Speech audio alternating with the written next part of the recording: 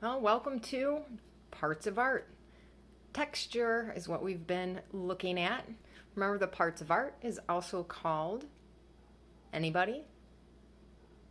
Anybody? Elements of design. Good job, you remembered that. Remember, texture is how something feels, and there are two types. There is real texture, which is like dog fur, cotton balls, or a cactus, ouchie. There is implied texture, like a dog drawing, meaning the fur on the drawing might look like it's fluffy, but if you felt it, it would just feel like a flat piece of paper. Then you have the famous fake wood. I gave that example in a different video, which is now on my real wood table. So I have a piece of fake wood on top of real wood, and they both look similar, but one feels very smooth and flat, and the other actually you can feel the grain and the ridges. But that fake piece of wood I found in the garage has been actually really great for working on and not destroying the real wood table. We're going to talk about our coffee filters and tie-dye, two things that don't really seem to go together, but do, at least in the COVID-19 art world. So looking to make things out of supplies that we have around the house that don't require any special equipment. And I'm going to start actually with the end. I'm going to show you three simple examples that are made after this is completed, the coffee filter part. It's near Mother's Day when I'm filming this, so this is a Mother's Day card. My daughter made that for me. These were left very simple. One reason I leave my examples extremely simple in the videos is because I feel like if I make something that's really too specific or takes me hours and hours to do, I don't want anybody to think that's the greatest idea that I'm showing you, or that I want you to copy that. I don't. I want you to take some simple ideas I'm giving you, the basic techniques of putting things together, and I want you to create your own artwork with your own ideas. So this is simple techniques that you can put together. You don't need to make a card for your mom.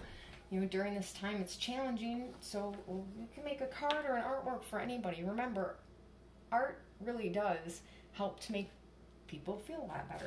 We've actually done a lot of studies in hospitals that hospital rooms and areas that have artwork hanging in them actually reduce stress in patients' rooms and in the family areas. So if you go to really awesome hospitals, they have artwork everywhere. I know Beaumont does. I've been to the Cleveland Clinic, artwork everywhere. So tie-dye and coffee filters. A lot of people, I would say probably most people, have coffee filters around the house. You can use them for a lot of different things. Google it. You'd be surprised what you can use these things for. They're great for cleaning mirrors and windows, though. But if you have extra coffee filters, don't go taking the last that you have and you won't have any coffee. I showed you one way to get implied texture on these was by using a textured object like a doily or a leaf under here with some crayons, and that worked really well. Well, now I'm going to show you some implied texture that in the end will look like this. Well, sort of like this. Everyone's looks unique when you do this. Even every time you make one, it looks very unique. And this is actually the paper it was on. I'm going to show you how we do that. You see, that's what happened. So now from one coffee filter, a piece of paper and markers, we actually have a lot of material that we get to work with. I already made a few designs here, and I'm going to be honest, I have no idea how that's going to come out. I don't usually use black, gray, or brown, but we're going to experiment and see. This one. And this one. And I really don't know how any of them are going to come out. This is probably the messiest one, and it may very well come out the best. What you do want to notice about these is I've kept colors that are similar to each other or that mix well together next to each other. So yellow and blue two primaries make the secondary green. All of these colors mixed up together will look great. I tried to keep the blue and the purple next to each other. Gray can kind of mix with anything. Again, I don't know what that's going to look like when it's done. And then here, I made a pattern. Patterns are great. Actually, they all kind of have a pattern. They're just different, if you notice. If you start with a pattern, I find it comes out a little better. But it's up to you. Do whatever you want. Red plus purple. Do those go together? Do they mix well? Sure, that's what makes red violet, because purple is made out of blue and red. And then I have blue in here. Notice I do not have the green next to the red. Little there from the blue and the yellow mixing. I try not to do that too much because sometimes it can get kind of yucky. Not always. Sometimes it comes out great. Again, you've got to experiment. I'm not going to color an entire different coffee filter, but I'm going to show you how, because a couple of little tricks. First of all, you have to be on something. I don't actually recommend something that's non-porous, that is like plastic or like this fake wood. I actually recommend usually a piece of paper, because the marker slides under there, or it stains the surface. That's no good. So usually a piece of paper. It doesn't need to be good paper. It can be a piece of newspaper. It can be an old page out of a magazine. All right. I picked some different colors I didn't use before. Experiment, boys and girls. That's what you want to do. Experiment. Let's see. Now, a couple things about this part. One, the more white you leave, the lighter the color is actually going to be after you put the water on, because the color will spread out and get very, very light into the white areas.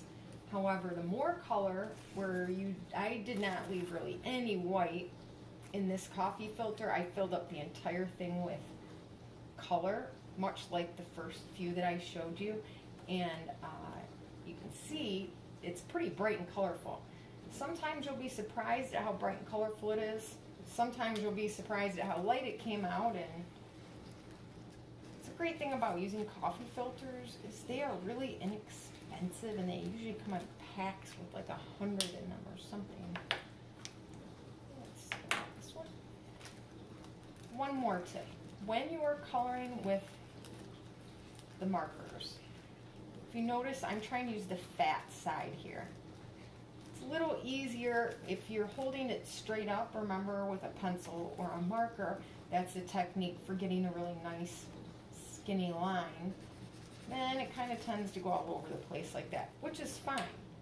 But if I were to color like this, which, boys and girls, is your coffee filter, you can color however you want to color it. I just don't want you to be disappointed with the results. If I color like this, where I leave quite a bit of white, I use the skinny tip and it's sort of all over, what's going to happen is these lines may still be visible. Even though it bleeds in, it's not going to be a nice even bleed like this where it all kind of fills in. You will actually sometimes have sharp lines like that, which you might want. You can try it. You can actually draw a regular picture on here and, you know, spray water on it, see what happens. Maybe I will experiment with this a little bit. I'll leave this section here. And you do not need to see me color this entire coffee filter. You get the idea. I am going to talk to you real quick about alcohol markers. Right here, some of you have these really awesome types of alcohol markers. They may not be Prismacolor, but the difference is these are made with pigment, or color, is pigment's another word for the color, and alcohol, like rubbing alcohol. And Crayola markers are made with pigment, or color, and water. You cannot spray water on these if these are the only kind you have and get the same effect on the coffee filter. You can do it, but you would have to spray alcohol on it, which I have here. And I'm just going to, I want a part of this show you.